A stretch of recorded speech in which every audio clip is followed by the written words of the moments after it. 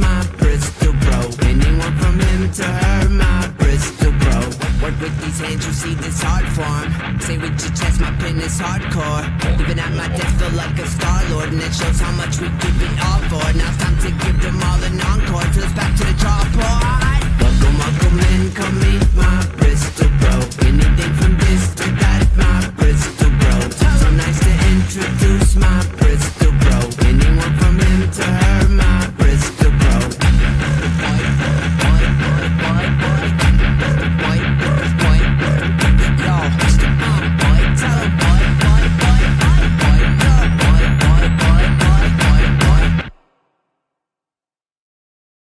Welcome in, everybody. It is Tuesday, which means you are hanging out with your Bristol bros, Sam and James. What's up, Sam? I can't. Every time just you can't use a even. song, We're it's gonna have so Chris obnoxious. Voigt on it. Chris is gonna vote on it. He's gonna tell us how much he loved it. And so Besides that, far, we're 100% on the guests liking it, and then it's just wearing thin on you. So that's true. I have yet anybody to say they especially that disliked it. last line, you know, that last little chorus. You love that part. The what? But what, to be what? fair, they don't have to hear it every week like I do. So That's the thing, right? you know, Well, you're coming to us from the Pink Studio. mhm. How have things been going? Have you been working your butt off still behind the scenes? Move that over a little. Yeah, dude. Yeah. I got 5 pages done for White Line 3 already. Nice. If you are a member on my Patreon, probably tomorrow I'm gonna get those pages put up on there so everybody can see those. Little sneak preview. Yeah, and then I got paid out from Kickstarter Friday, and it started pinning in my account yesterday. So I would assume probably at some point tomorrow it's gonna drop into my accounts, and then as soon as I got that money and it's posted, I'm gonna be sending a White Line 2 off to the printer. And I'm then assuming you got it all set up and ready to go for that. Oh yeah, it's already 100% Sweet. done. So it's going straight to the printer, and then when I get it back, I'm going to be mailing out everybody's stuff. And then number 3, the final issue of the series is going to be campaign's going to be launching late fall, and then I have another Kickstarter that I'm doing with a couple of buddies early next year as well. So got a couple Kickstarters coming up here in the near future. So the hits just keep on coming. You're not Yeah, dude, slacking. It's one project after the other, along with all the secret ones I'm already aware of. Yeah, the project that I'm working on with a couple of buddies, I'm super excited with. Like that's gonna honestly be way bigger than what we anticipate. I feel. Nice. So, yeah. All right. Well, let's check in with the chat here real quick before we bring our guest on. I said, "Where are you at, Yev?" And he is here. He says, "I'm here, guys." He told me he was going to be watching the Bristol Bros while he's inking tonight. Thanks, Yev. We got our buddy Squid Marks in here. Hello, fellas. We got Sarcat. Says hi. Hi, Sarcat. We got our buddy Mr. Dan Goodwin Art. He says, "Hey, everyone. What's up, Dan?" And Mark says, "Whoop, whoop. Gonna get my Johnny Ryan cover." Yeah, and Nice. me and Johnny are spitballing back and forth next year, so keep your eyes peeled, folks. I'll say that. 18 plus for sure. Yeah, we'll see if Kickstarter even allows it. We'll see. Awesome, man. Well, why don't you introduce everybody to our guest, and I will bring him to the stage. Yeah, so tonight I guess we have friend of the show Chris Anderson on. Hell of a cartoonist, first and foremost. CEO of Pulp. They're an indie, I don't know, like co-op sort of distributor sort of thing. Jim Rugg, Rick Lopez, a bunch of different people are all underneath that label. They're doing great things in comics. So I had met Chris, I want to say it was like at an IC3 meeting, possibly is the first time that I met him. And then Nice. we started chatting back and forth at Heroes and we hit it off. So why not get him on and have him promote some comics and talk Masters of the Universe, Yeah, so here we are. Mr. Chris Anderson is with us. What's up, Chris? Why not have me on? Why not? Why not? Welcome to the show, buddy. Hey, how you doing thank tonight? You. I'm doing all right. Hey, everybody out there on your phones and stream close up. wherever the heck you are watching this from. Well, it's good to get you in here. Are you it looks like it's still light there. So are you on the West Coast, Yeah, Midwest? Where I'm in you Los at? Angeles. You can Okay, see Universal Studios right outside my window. Oh, there you go. I'm up in Washington State, so fellow West Coaster here. Nice, very nice. Not so late in the day for us, but Sam, he doesn't sleep anyway, so it doesn't really matter to him that it's, a little later where he is. Cartoonists can't sleep. It's demanding. Yeah. I think creatives tend to be a little more of the night owl types. At least I put myself in that category. I feel like I'm the most creative in the evening. So for me, it's like baseline bedtime as early as like 1:30. Yeah. I mean, I do this for a living, so I try to like stick to a schedule where I like make sure that I'm up by 8 and at the desk by 9, and I have alarms set all day for like make sure you get up and take a break so you don't die. Yeah. But and then I last month I had to do an insane schedule just in order to make it to Heroes in time, because I had 2 books that overlapped at the same time, and it was like a week of like 3 hours of sleep a night, and I just can't do that shit anymore. Maybe when I was like 25 or something like that, but not anymore. Sam can still do it. It's brutal. I can't. Yeah. Anything less than 6 hours sleep, I'm like wrecked the rest of the day. No. Yeah, I slept like 3 hours the other day, and Alice, my girlfriend, was like, "What the fuck is wrong with you?" Yeah, by the time I got to Heroes, I felt like I was like vibrating on another level, like I could look into another dimension. I swear to God, it was not good. I mean, that's what happens though. It's like I'll be in here just drawing, and then you it's like I'm sure you guys get it too. But like you get in the zone, and it's just like you're just like in a different universe, and time doesn't exist. And you look at the clock, and you're like, "Oh my God, 6 hours just went by. And I haven't ate. I haven't like breathed at all." Like, That's what they call the flow state, right? Yep. You get in there and just lose yourself. I mean, I swear I was like 20 yesterday. I'm like always in the flow state. Weren't we all? Yeah. Time is a cruel mistress. Sure is, man. Oh, we got Kenneth says, "What in the name of Robert Redford is going on here?" Also talking comics, man. Talking comics and art.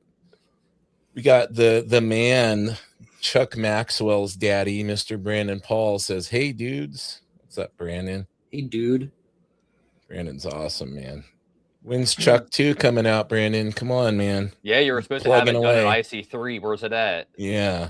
Squidmarks wins for the best name handle, though. That's a great one. I love that one. Yeah, he says, "Since having kids, I'm a morning creative person." Yeah, that makes sense. No choice. Yeah. Yeah, Squidmarks is a good buddy of the show, Mark Unterberger. He's a special effects supervisor up in Canada. Dude can also draw his ass off. He did that shark right there. Yeah. Oh, yeah. I love that the drawing. Full screen. Yeah, that one's awesome. Yeah, that's cool. You gave me that book, and I immediately was just like staring at that for like 20 minutes after you left. Okay, awesome. Brandon says, "Inks are almost done. Kids get in the way of production." There you go. So, as a fellow Motu guy, I got to know who are your favorites. Oh man, who are my favorites?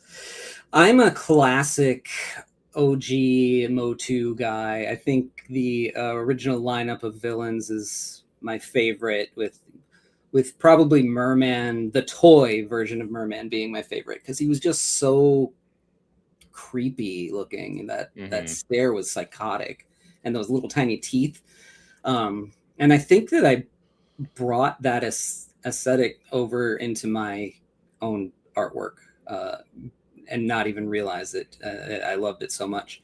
But Trapjaw and Triclops and Beastman and Skeletor, and the good guys were fine, but the villains were where it was at. Even though you didn't want to play as the villains back then, unlike I think something shifted at some point with generationally.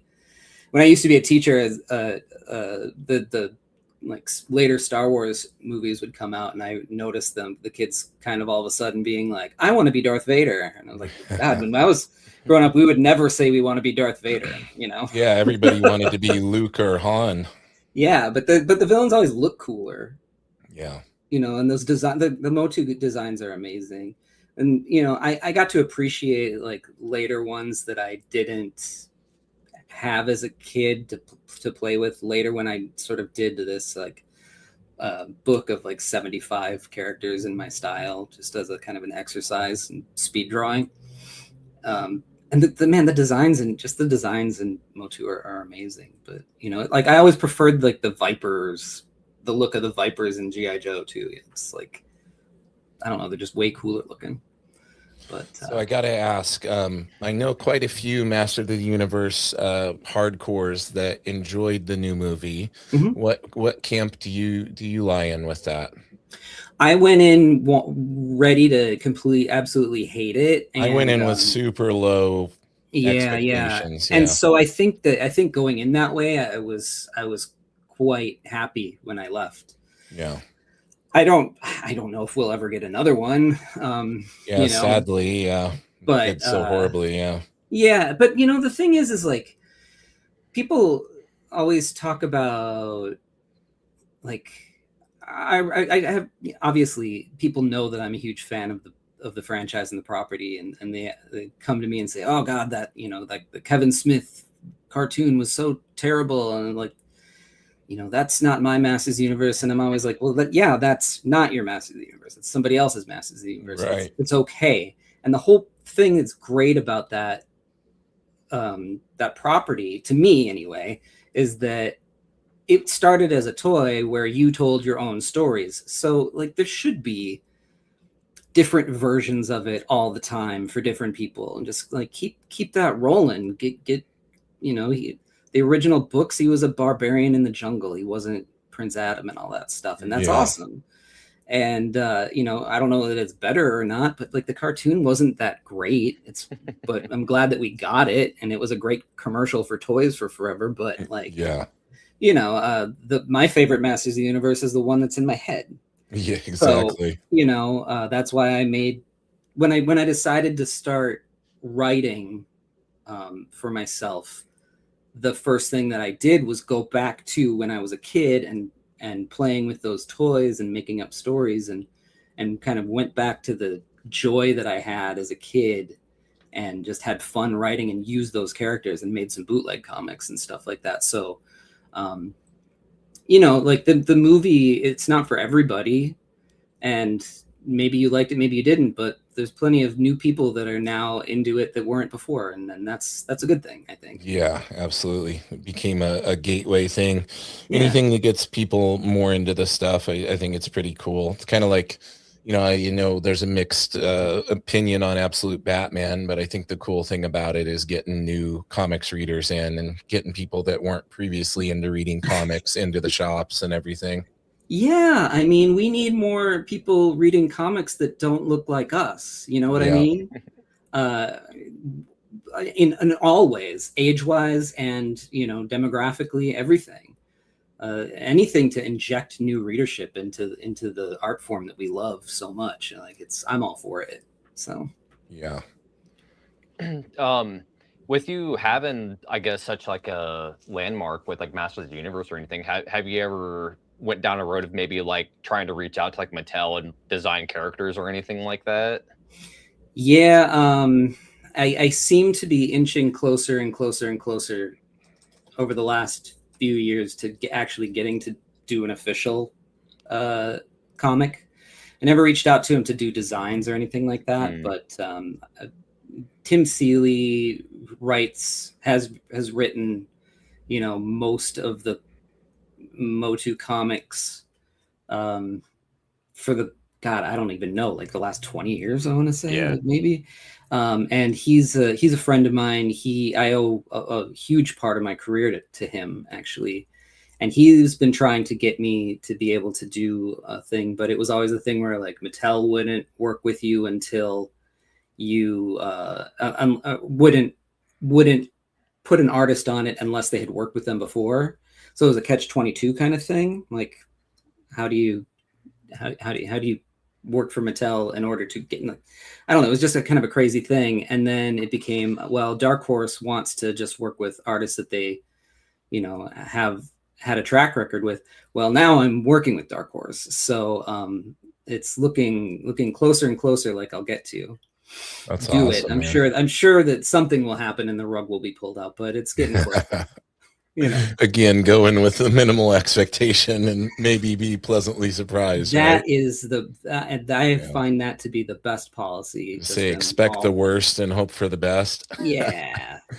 Our buddy Brandon Paul says, I remember one of my professors at animation school telling me something to the effect of movies and TV shows exist to sell toys.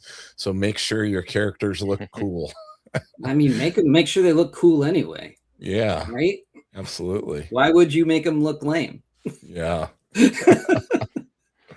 for sure. And then I guess with Masters of the Universe, one of the things that I wanted to say that I guess has a lot of comics crossover that a lot of people don't talk about is like those toys came with mini comics. Yeah. Mhm. Yep. You know, so it's like that's one of the things I guess to me because you know, I'm 33, so it's like I completely missed Masters of the Universe growing up. Like I'm just not of Yeah. that generation. You know, I had like Street Sharks and Yeah. late Turtles and things like that. But then the last like 5-6 years or so, I really started paying attention to Masters of the Universe because I was like, what, these character designs are just out crazy, first of all. Yeah. But dude, like the art on like the packaging is fucking nuts. It's like Frazetta style stuff. Like it's incredible. Yeah.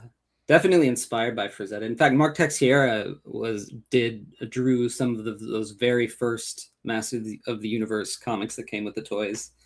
I actually got him to where is it? I just took it down off the wall the other day. I actually got him to do a drawing of Skeletor for me for my little Masters of the Universe wall of commissions that I have here, which is pretty awesome.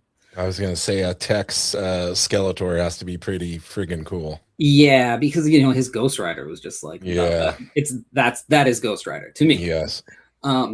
And so yeah, it was really cool. And then yeah, those mini comics where I think in fact I was just at Target the other day like checking out the toys because you know what are you gonna do? Wife's looking for clothes, I go to look. And the new ones still come with little mini comics, which is great. And I'm actually there's a Kickstarter that's coming out pretty soon from a company called Wandering Planet that's doing this toy line of like alien toys, and they just hired me to do an 8-page mini comic that'll go in the packaging with those too. So that was kind of fun to do. Like even if it's not Masters of the Universe, at least it's some sort of mini comic that's gonna go in a toy. You know? Yeah, that's really cool. Like to do that, yeah. Yeah. Do you know if they've ever collected like those comics, those mini comics? Yeah. Like an edition? Yeah, here, hang on. He says, look at this. It's I have right on like the 20 shelf. of them over here on my shelf. I was trying to grab it. They're kind of buried. So You need to, yeah, there Boom. we go. Right there. that is amazing. I did not know that it existed. I have a couple of those, but I have like toy guides that Dark Horse put out. Yeah, this is part of that whole series. It's just like small. Gotcha. It's like a brick. It's like a That is cinder amazing. block. It really is. I mean, this thing, like you could curl this thing. And, You could look like He-Man if you lifted that, 30 times a day. Yeah, seriously. That's awesome. That's cool that they did that. Whoop. Let's see. Dan says, one of my favorite pieces I ever did is a Trap Jaw piece. I love those character designs. Yeah, that's so fun. Yeah, Dan Goodwin Trap Jaw has to be pretty friggin' awesome looking. You're gonna have to. Is that on your Instagram, Dan? You're gonna have to go check that out. So just out of, I guess, curiosity with you being involved with Power Pulp and everything, how have you guys found like Power Pulp in terms of like making a footprint and in like comic book stores? It's been okay. He froze for a second. I was worried. I'm like, either he's really good at staying still or he's frozen. All right, we're good. Both. It's at the very beginning it was a little bit tough to get the ball rolling and get into the stores and stuff like that, but it's been 1 year now, and we've been really picking up steam. A lot more stores are picking us up. And so, yeah, in the very beginning, it was a little tough, especially when we were made mostly of people who are sort of lesser known. But as soon as, bigger names started coming, stores really started to pay attention. And then I went to Comics Pro this year too, which is the retailer convention that happens every year. And I talked to retailers of all stripes. There's definitely many different kinds of retailers out there. And I was really, it didn't take a whole lot for me to be one-on-one with them and convince them to order Power Pulp books. And so from that, we got a lot too. And just, it seems like almost every week another store is signing up. And then those and placing orders. And then those stores that place orders once, it seems like maybe 2 weeks later, they're placing another one because they sold out, so like we're really proving that the self-published comic market is something that the readers are hungry for, and it's been it's been way more successful than I ever dreamed that it would be, and it's just growing from there. In fact, it grew too much almost the first year, so we had to put a little pause on some things so we could like recalibrate and focus. How Do did you find? Go ahead. I was gonna step on your toes, Sam. You How son did of a bitch. Power Pulp come to be? There was sort of just something in the air, I think, at this certain point. My partners, the founding partners with myself, are James and John Coates and Jamie Jones. And I had a YouTube channel, and so I was talking to them. They happened to be guests on the show around the same time, and I kind of brought up that I had this idea for creating. Diamond was still a thing back then, and in order to get into Diamond, you couldn't be just one self-publisher putting out your own books at random times. You had to have a schedule, and you had to publish more than just one creator.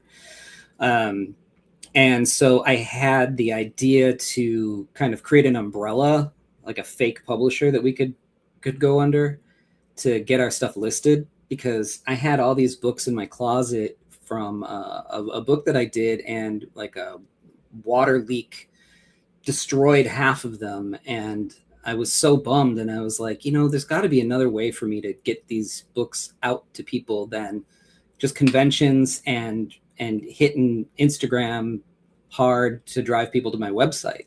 And I knew that my own habits, if I go into a shop and I see an interesting looking book on the shelf, I might not grab it that time. But if I go into the same shop or a different shop and I see that book again and it still grabs my attention, I grab it. And so I knew that was a huge missing component from the self-publishing world. And by banding together, I kind of knew that we would be able to at least get into some sort of distributor. And as the four of us would meet, I don't know, at least once a week, and try to really break it and say, why isn't this a good idea? More than anything. And, we got to a point where we were like, this is a great idea. And then Diamond fell apart, and then we had to pivot and figure out how to distribute these things ourselves. And so far, so good. It's been working really great.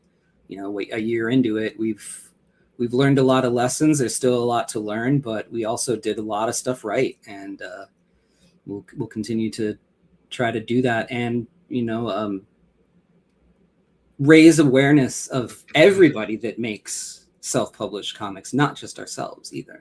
So we got a question for you from Squid Marks here. He says, how far out has Power Pulp gotten the comics? Are you getting stuff into Canada, Europe, and overseas? Must be a challenge with all the US tariff shenanigans. Yeah. That definitely is an issue or has been an issue, but you know, we work with the shops in different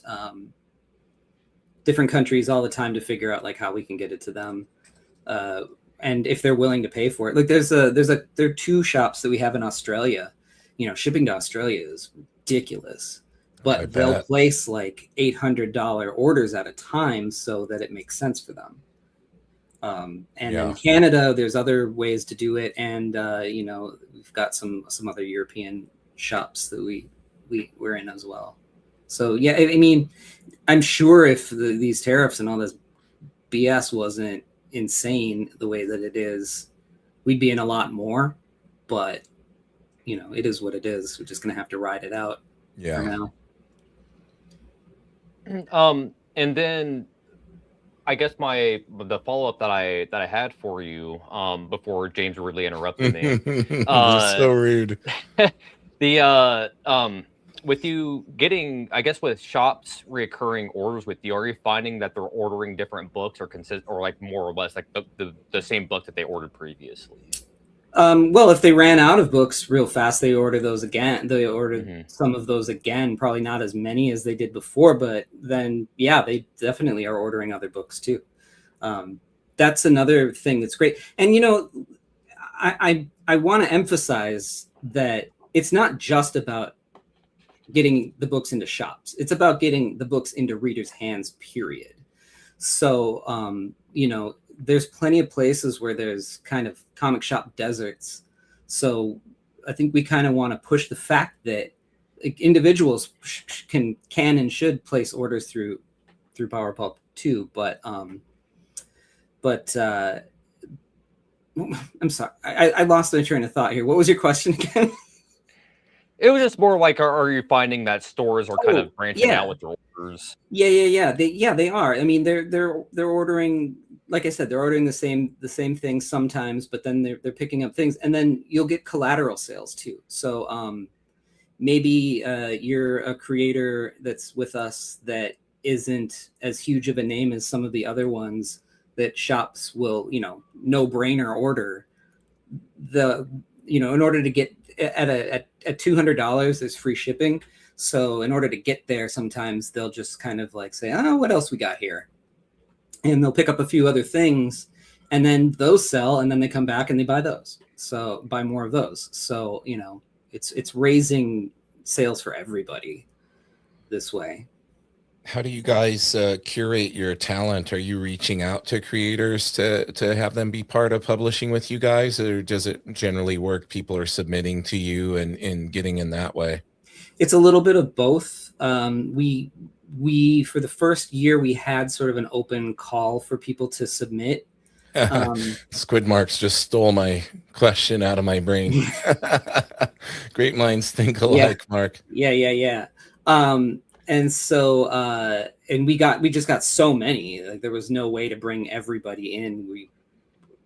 We just couldn't. So we tried to like quarterly bring in like a certain amount and see how many we could handle in the warehouse and with the space that we had.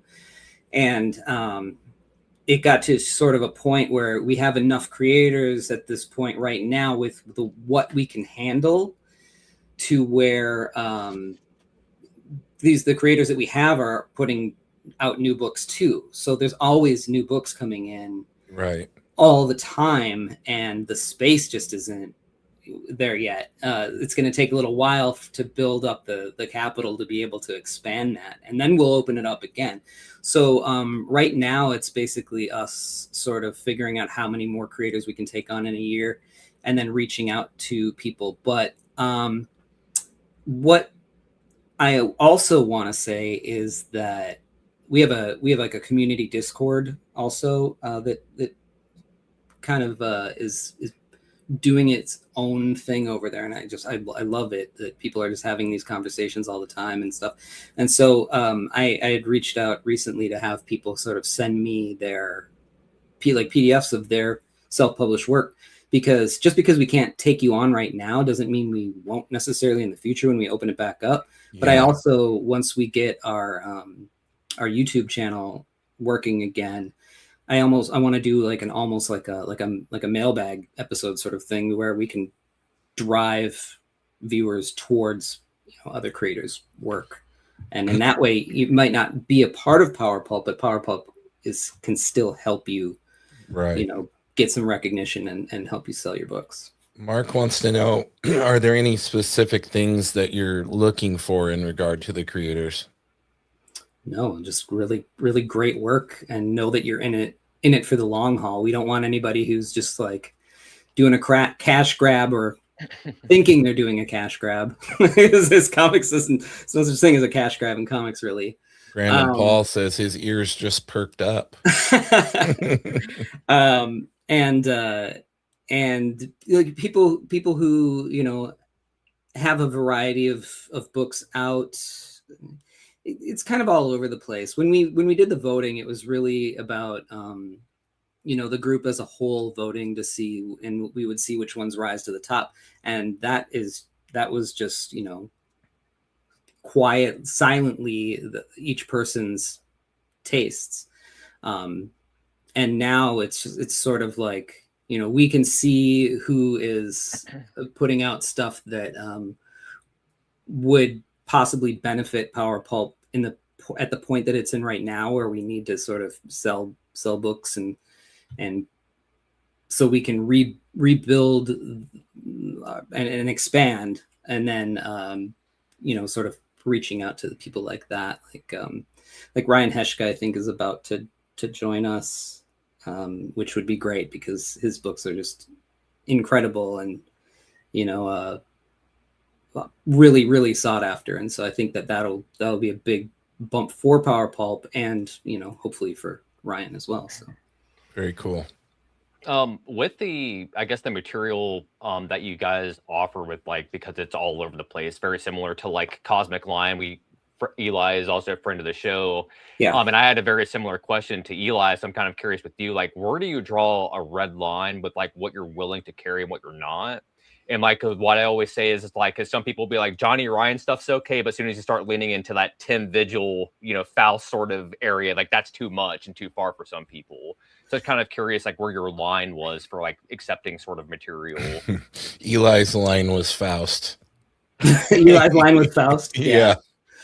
Yeah, I could see that. Well, Faust is of a different time too, isn't it? Yeah. So hopefully people are smart enough to not be making books like that. But 2026, who the hell knows? Mm-hmm. I like to think, and I hope, because we've created this thing that is what I hope to be fully democratic, is that we've got a lot of different kinds of voices in the group already, to where if something goes up for a vote and someone is really, really like, we cannot have this, that they will speak up. And it won't get voted in. So that's sort of where the line is for us. It's just sort of like, maybe it's not my taste, but it's somebody else's, or the whole of the group. And we've got, people of all stripes chiming in. And if somebody really, really is like, no, this cannot happen, then, we'll take a look at that and be like, yeah, you're right. It's absolutely right. So, I would put it at like Faust kind of stuff too, but there's a chance, because I really didn't want it to be up to us. I wanted it up to an individual. I wanted it to be up to the group as a whole. We got to have some form of democracy in this world, right? So yeah, Dan Goodwin says a functioning democracy. Yeah. That's really the long and short of how things are decided. Does it have to be like a majority vote, or how do you guys do that? Yeah. Yep.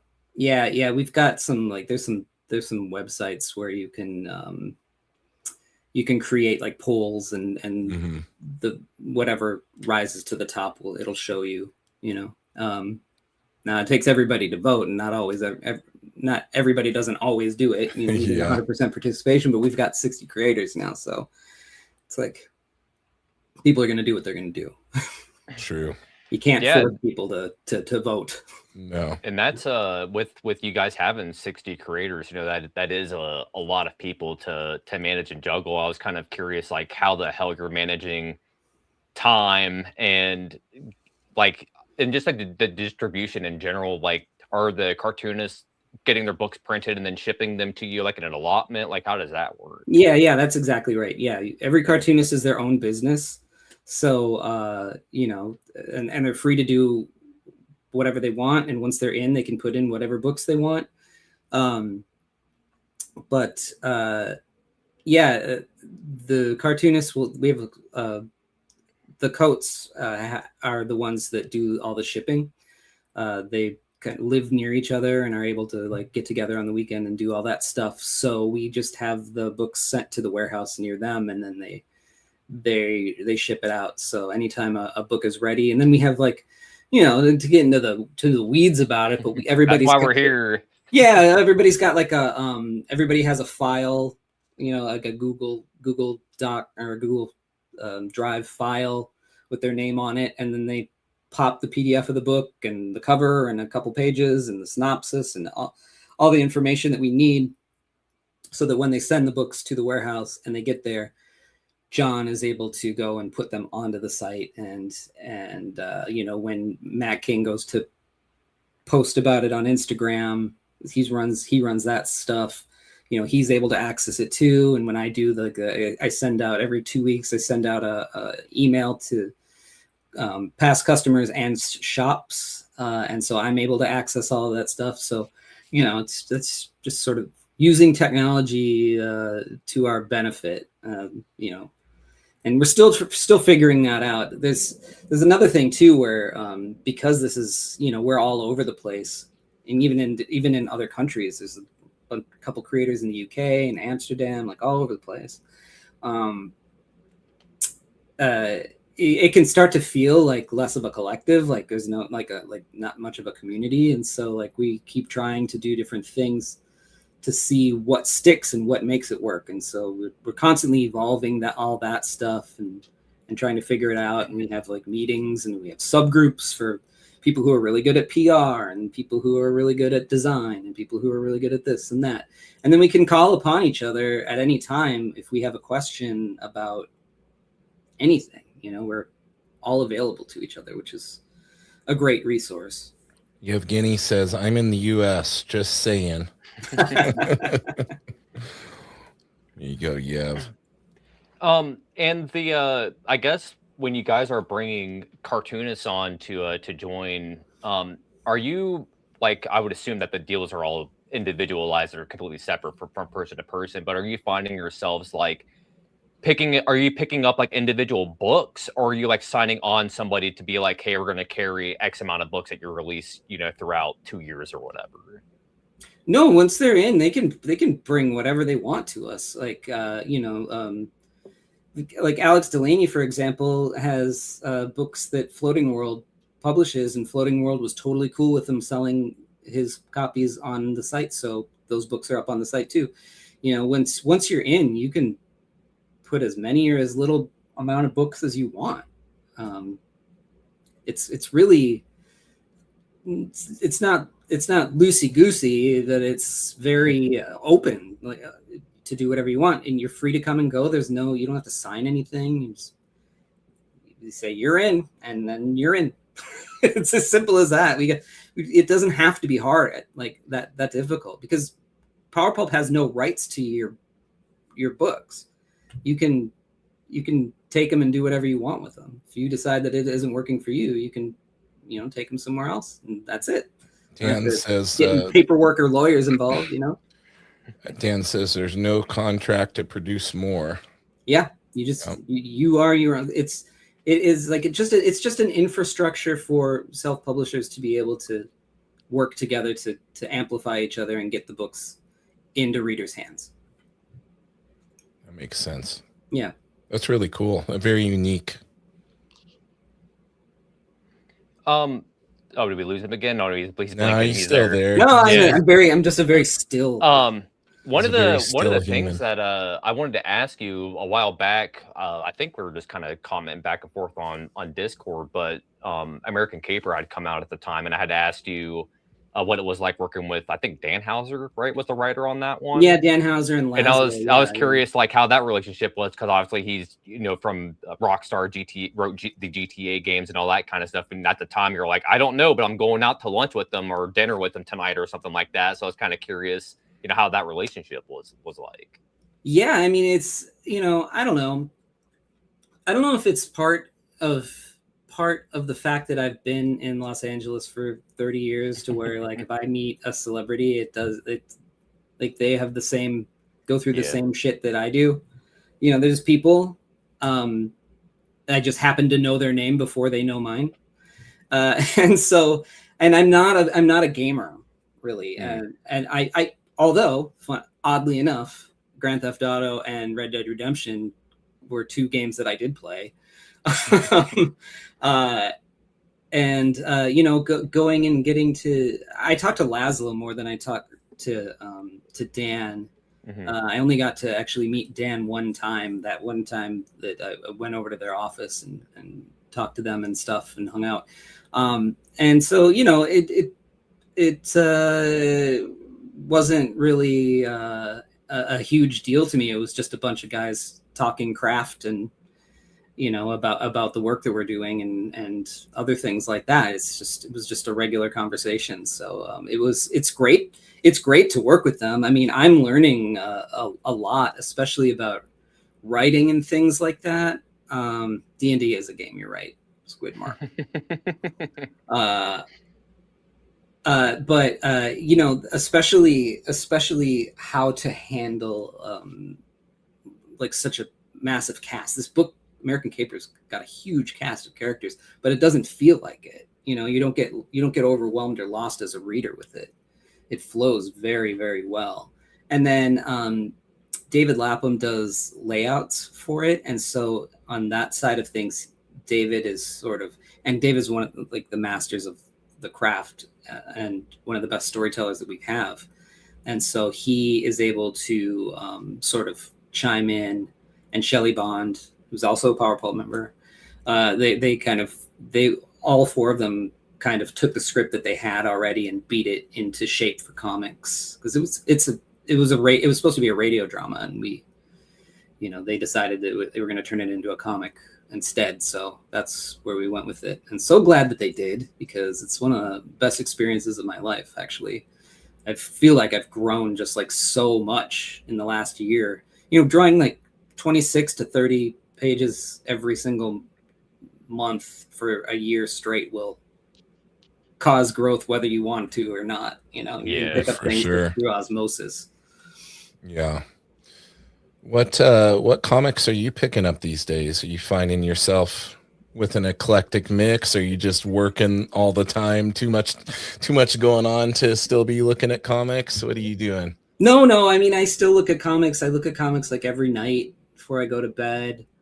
I don't pick up a lot of contemporary comics. I keep my finger on the pulse of everything, and I know what's going on. But I took a deep dive into Golden Age stuff recently, and I can't seem to shake it. Yeah. And it's not because, well, first of all, I really like the fact that these books come from the very beginning of comics, when nobody really knew what they were supposed to be yet. It didn't figure itself out yet. And a lot of the stories are just really strange. I think they just had to knock them out so fast. And there were the tropes weren't totally established yet, and everything from romance to detective to superheroes to funny animals, it's all got some just bizarre stuff. And then things pop up just because of the time period that it was in, where you're like, holy crap, you could never do that now, nor would you want to. Mm-hmm. But you sort of absorb the reasons why. And so the thing for me is I get inspired by them, not because they're good, but because my brain kind of starts to go and say to itself, this is what I want them to be. And then I can go and make my own books like, in that direction. So I'm inspired by the quirkiness of the original comics. And there's plenty of websites where you can download a lot of Golden Age stuff for free because it's public domain. Yeah. And so like my iPad is full of, I don't know, 8,000 free comics. Yeah. But I was like, I don't need to buy comics anymore from this period, especially from this period, because they're like $1,000 each, if you're lucky. And goddamn, of course, I was like, oh, but I need this one. I need this one. I need to find this one. I have to find this one. Like you start turning into like Gollum, like that old collector of sensibility when you were a kid starts kicking back. And I've been able to find some really, really ratty falling apart copies, and I've been loving those. So that's where I've been at. Although, and then I, usually pick up stuff that friends are putting out and stuff like that, or if I hear that something is just absolutely amazing and I have to check it out, then I'll go and grab it. I see Toth written on that piece of paper to your left. Who are some of your biggest artistic icons that you always find yourself going back to and looking at their work? Sergio Topi a lot. His work is very textural, and that's kind of where looking at his work is kind of gave me permission to do that. Although it's taken many years to learn how to do that properly so that it doesn't muddy everything up. Toth is great for storytelling and economy of line, but if you've ever seen my work, there is no such thing as economy of line. I am all detail. But storytelling wise, I go back to Mazzucchelli, and I look at like Paul Grist for storytelling, and Atmosphere from Mignola. Nobody does Atmosphere better than him. And contemporary wise, Jesse Lonergan's like one of the most exciting creators going right now, who's just sort of molding a new way to tell stories. You can't do what he's doing because then you're doing him, which you don't want to do that. That's how we end up with 700 Liefeld clones. Yeah. But it's good to look at his work and get inspired by it, and then consider it, and then go your own direction of like maybe pushing the limits with storytelling. Can't do exactly what he's doing or what any of these people are doing, but I don't know. It's storytelling and visual storytelling. I just think about it all day long, all the time. And yeah, Mark wants to know anything exciting planned or looking forward to at San Diego Comic-Con. I'm looking forward to the things that I will be there specifically for, which is I've got some press junkets for American Caper and a signing for that. And then also, I think tomorrow, Dread the Hall H #2 comes out, which I have some work in that. And so we're going to have a big panel for that. That one always packs them in. Other than that, what am I looking forward to? Just running into friends. I've got some meetings with some editors, so hoping to drum up some work, because it's time to look for some new work for me. On top of the stuff that I do myself, I always have to have the work that I'm doing myself and something that I'm doing where I'm getting paid from a publisher. Smart man. Not that the stuff that I'm doing myself doesn't get me paid. That sounded wrong. It does work, but I like to keep my foot in both worlds. Let's just say, and I always just love to go and look at like thumb through the original art that's around and look, and go into. It's not just Artist Alley anymore. It's like all over the place. Exhibitors that are cartoonists that I maybe had never heard of before, and I like discovering new cartoonists that are coming up. You dive into this world of indie and self-published cartoonists, and you think you know everybody, but you don't. You don't know. There's That's blind crazy. spots that you just have missed for some reason of stuff that you will love. You just got to keep going and going back and finding these folks, you know? So Yeah. I'm excited for that. Yeah, one of the things I've noticed the further along I get in my comics careers is like the comics world is so small, but it's also extremely vast at the same time. It's like everybody knows each other, but there's all like these little weird communities of like pockets of people that hang around each other. So Yeah. it's like very closed off at the same time. It's weird. Yeah, it's a very we got strange thing. our guy Brunson's in Brunson? here. What's up, Brunson? Awesome. And then one of the things that I did want to talk about that I guess I'm pretty excited about because I've seen it, I'm a fan of it, but you're going to be I guess releasing and collecting up all of the stuff that you had done in heavy metal in the past, and you're going to be putting that out on Kickstarter. Yeah. So I think September 7th, I think I'm gonna officially launch it. I don't have a notify me page up yet, but I plan on getting that up soon as well. But yeah, I had a contract with Heavy Metal to do. I had done a bunch of work with them and done like one-shot stories, like 12-page stories and stuff like that. And then I'd worked out a deal to do 12 issues with eight-page stories in it, and we only got like 2/3 of the way through before they kind of collapsed. And they've since come back, but when they did collapse, I was able to get the rights back to that. And so I'm going to Eli started serializing the same story in Lion Cosmique, which was great. He's still doing it. And then by the time I'm ready to launch this Kickstarter for the first issue of 3 that I'll be doing, it's a book called Something Seems Off.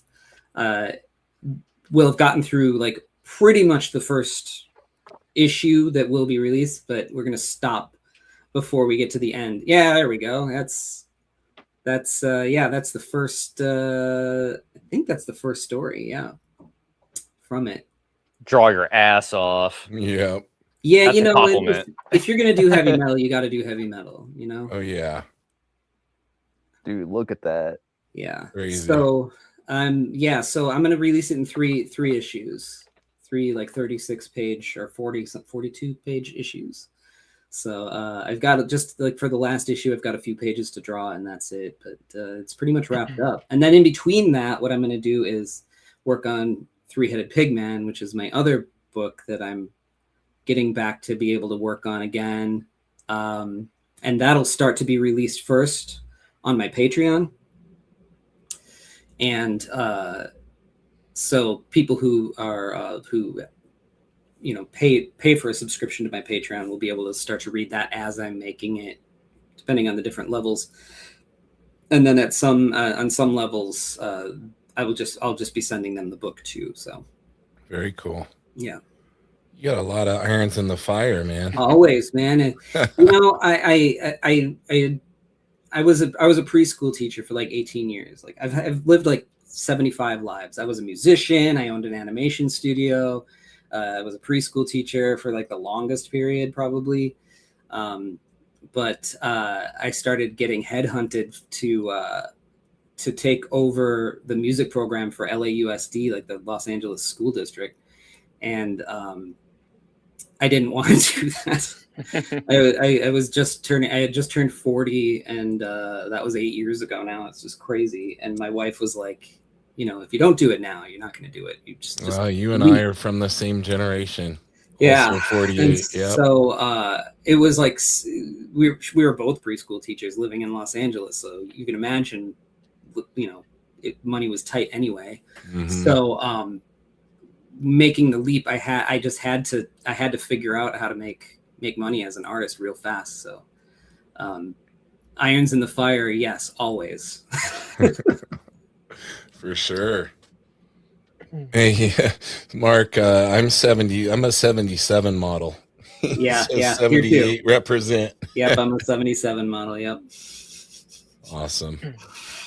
Do you have any like anything that you wanted to shout out in terms of like new releases that might be coming out through Power Pulp, or anything just in general that you wanted to give a shout out for people to look up? As far as I'm concerned, or as far as not as far as that sounds wrong. Personally, the next thing that I'll have coming out through Power Pulp will be the first issue of Something Seems Off once it's crowdfunded, and I'm hoping what's going to happen with that is I will make enough from the first issue to pay for the second issue, which will pay for the third issue. You know, so I hope that I'm trying to get. Really, what I'm trying to do right now is like build enough pressure of anticipation for this book and for Three-Headed Pigman to where when I finally am able to release them, the machine's just going, and I can and you know, fans are buying the book as fast as I can put them out, paying for the next print run, and also my, you know, mortgage or whatever, you know, at the same time. So you know, that's the ultimate goal for me. So the next thing that I will have out from at Power Pulp will be Something Seems Off, and then Three-Headed Pigman. Awesome, man. Well, this has been really fun, Chris. Oh, and this Wednesday also, like tomorrow, go grab actually, I think tomorrow I have 2 books coming out. I think issue 9 of this American guy. Paper is out, and and issue 2 of Dread the Hall H is also out tomorrow. So you can grab those. And don't snooze on the books that I have on Power Pulp right now, like Chaotic Neutral, which is the D&D that your Satanic Panic fearing grandma thought that you were playing. It also has a D&D module in the back of it, so that book's awesome. The Masters of the Universe books actually are not on Power Pulp. Those are on my website for a donation. Got a QR code here. Of $10, of $10, because I don't want to get in trouble. So it's a donation, and you know, if I do more of them and you're on my Patreon, I'll send them to you as a gift. There you go. Yeah, the workarounds to avoid that cease and desist letter. Cease and desist what? They're gifts. Yeah, exactly. Gifts. Yeah, it's a gift. Awesome, man. Well, Sam, do you got anything more for Chris before we wrap things up tonight? Just keep making comics, man. They're badass. That's I don't know what else to do, so I will do same. So yeah. I get really like melancholy if I don't draw for a day. It's not good. My wife's always trying to get me to like, just take a break today, just relax. I'm like, no, I get depressed. That is how not you because relax. I'm like, you know, the demons come or anything. It's just like I know that I have so much more I want to do. I'd rather do that. That's right. We only got so many more years left on the planet, and we only got so much time to make comics. It's like Jack Kirby made how many comics? We got to catch up. Yeah, no kidding. I got started late, so I got to do double time. Yeah, and I can't speak for Chris, but he might agree on this, Sam. Like you're just a young man, but I feel like when you get in Chris and my age bracket, like you start feeling like everything's speeding up so much and you don't have much time left to do all the things you want to do. So it's like constantly like I gotta hammer stuff out each day. You know, I don't want to be left with this stuff still inside me. I want to get it all out into the world. Yeah, there's definitely that too. But I think the thing that actually does come, which I wish came sooner, was being more considerate with the projects that you pick just in general. Right. Because once you get to a certain point, there's only you realize there's only a certain number of books you're going to get to do in your life. It's not, we're talking like we're 100 or something. I know. Time, right? We got time. Time. There is the realization that you get to where it's like, you know, don't take projects that you aren't into and don't want to do, because it's going to be a year of your life, you know. And other people have said this before, but you never want to listen. But listen. Very true. Very true. Well, Chris, this has been an absolute blast, man. Thank you for taking the time to hang out with us tonight. As we know now, you're a very busy man. I try to be. If I'm not busy, I'll make myself busy. All right. Well, Dan Goodwin says, take care, everyone. Dan, Thanks for everybody being in the chat, hanging out with us tonight.